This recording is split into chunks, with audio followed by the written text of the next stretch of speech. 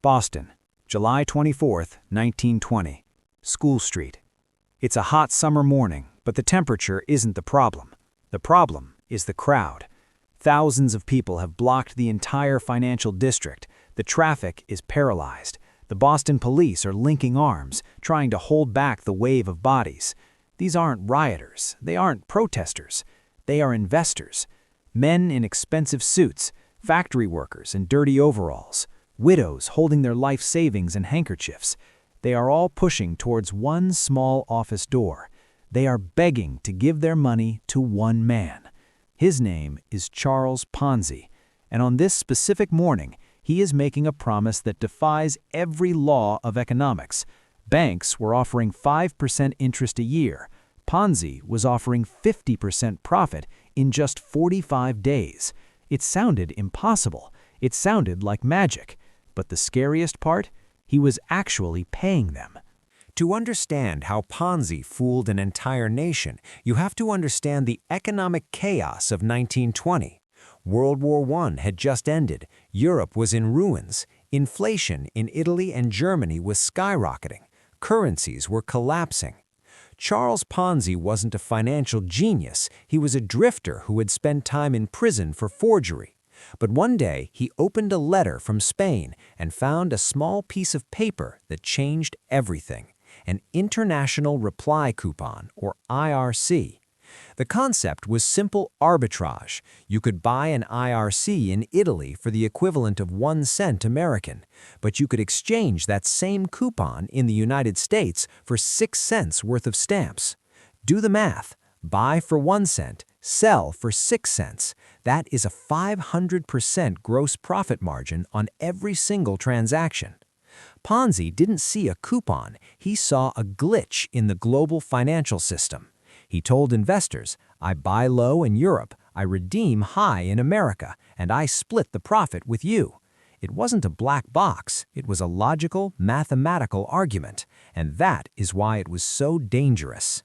He launched the Securities Exchange Company in January 1920. In the first month, he had 18 investors. By February, he paid them off with interest. Word spread through the Italian-American community in Boston like wildfire. It works. Charlie is actually paying.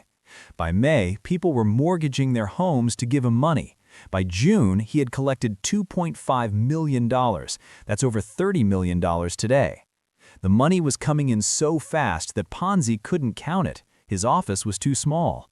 He started stuffing cash into waste paper baskets. He filled desk drawers. When the drawers were full, he stacked piles of cash in the closets from floor to ceiling.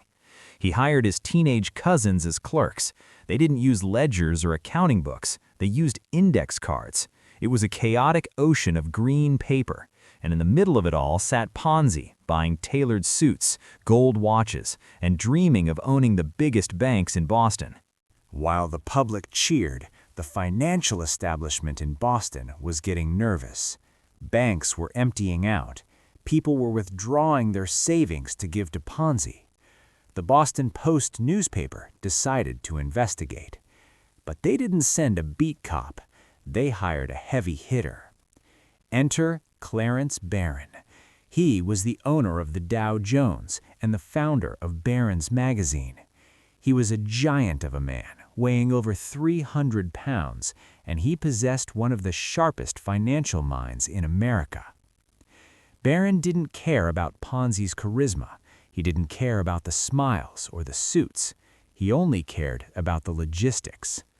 On July 26th, the Boston Post published Barron's analysis. He didn't call Ponzi a thief. He simply did the math. And the math was devastating. Barron's argument was simple. Ponzi claimed he was turning a profit by trading international reply coupons. To pay the returns he promised to his thousands of investors, Ponzi would need to buy and sell 160 million coupons. Barron checked with the postal authorities in Europe and Washington. The total number of coupons that had ever been printed in the history of the world was only 27,000. Let that sink in. Ponzi needed 160 million. There were only 27,000 in existence. Furthermore, Barron calculated the shipping logistics. To transport 160 million coupons from Europe to America, you would need a fleet of ships the size of the Titanic, filled from the hull to the deck with nothing but paper coupons. It was a logistical impossibility. The business didn't exist. Barron concluded, if a man can make 50% in 45 days, he would not share it with the public. He would keep it for himself and own the world. Most criminals would run. Ponzi didn't. On the day the article came out, he invited the press to his office. He served them coffee and donuts. He was charming, witty, and completely relaxed. He told the reporters that Barron was just a jealous old man who didn't understand the new economy. He claimed his method was a trade secret, which is why he couldn't show the shipping receipts. "If I tell you how I do it, everyone will do it," he said.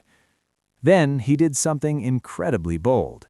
To prove he was solvent, he opened his safe and offered to pay anyone who wanted their money back, right there, in cash. A mob formed outside. Panic was setting in. Ponzi stood in the lobby, handing out stacks of bills as fast as he could. He paid out $2 million in 3 days. He didn't blink. He smiled, shook hands, and told them, "Your money is safe with Charlie." And it worked. The crowd cheered. They stopped withdrawing and started depositing again. He had bluffed his way out of the grave, but the government was watching. August 2nd, 1920. The noose begins to tighten.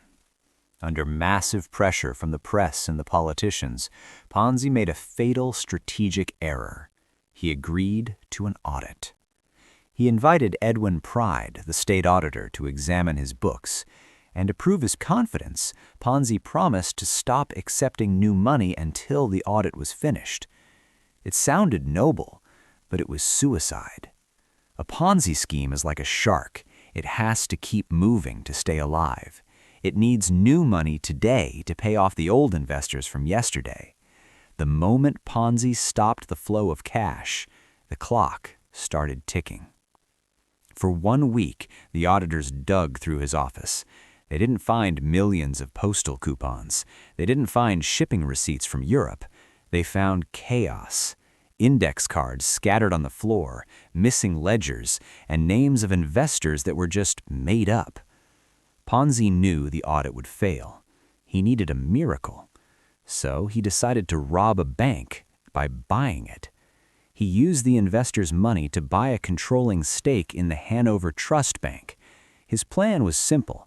If he owned the bank, he could authorize unlimited loans to himself. He could print his own lifeline. He walked into the bank like an emperor. He fired the board of directors. He gave himself a massive line of credit. But he forgot one thing. The state bank commissioner was watching. On August 11th, the commissioner seized the Hanover Trust. He froze the accounts. Ponzi's personal vault, the company accounts, the investors' funds, everything was locked. The game was rigged, and the house had finally decided to cash out. The next morning, August 12th, the audit was released. It was worse than anyone imagined. Ponzi claimed he had $7 million in assets. The auditors found he had nothing. Actually, less than nothing. He was $7 million in debt. For every dollar he had taken in, he had spent or stolen 50 cents. The profits he paid to early investors were just the deposits of the new victims, a classic pyramid. The headlines screamed, "Ponzi insolvent." The Wizard of Oz was just a man behind a curtain. Ponzi didn't run. He didn't fight. He knew the math had finally caught up with him. He sat in his mansion, ate a quiet lunch, and waited for the police to arrive. The party was over. Charles Ponzi was arrested on August 12, 1920. He was charged with 86 counts of mail fraud. The man who lived in a 12-room mansion was now living in a 6 by 8 foot cell. He spent the next 14 years behind bars. While he was in prison, his investors received pennies on the dollar. Lives were ruined. Suicides were reported. The magic of the 50% return had evaporated into thin air. But the punishment didn't end with prison. Ponzi was an Italian citizen. He had never legally become an American. So, in 1934, after serving his time, the U.S. government declared him an undesirable alien. He was deported. As his ship left Boston Harbor, he looked back at the skyline of the city he almost conquered. He told reporters, "I went looking for trouble, and I found it." He would never step foot in America again. He tried to start over in Italy, but Mussolini's fascists didn't buy his schemes. He ended up in Brazil, working for an airline. But when World War II started, he lost that job too. By 1948, the financial wizard was living in a slum in Rio de Janeiro. He was broke. He was half blind. A stroke had left him partially paralyzed. He died in a charity hospital on January 18, 1949. The man who once handled millions of dollars in cash died with exactly $75 to his name, just enough to buy a simple wooden coffin. No crowds, no cheering, no investors. He was buried in a pauper's grave, thousands of miles from the scene of his greatest crime. Charles Ponzi is dead, but his ghost is very much alive. From Bernie Madoff to the crypto collapses of today, the Ponzi scheme keeps happening. The technology changes, the pitch changes. Instead of postal coupons, it's algorithms or tokens. But the psychology never changes. Ponzi proved a dark truth about human nature. Greed makes us blind. When the promise of easy money is on the table, we stop asking questions. We stop doing the math. We want to believe the lie. Charles Ponzi didn't sell coupons. He sold a dream. And as long as people are willing to buy that dream, there will always be another Charlie waiting to sell it to them.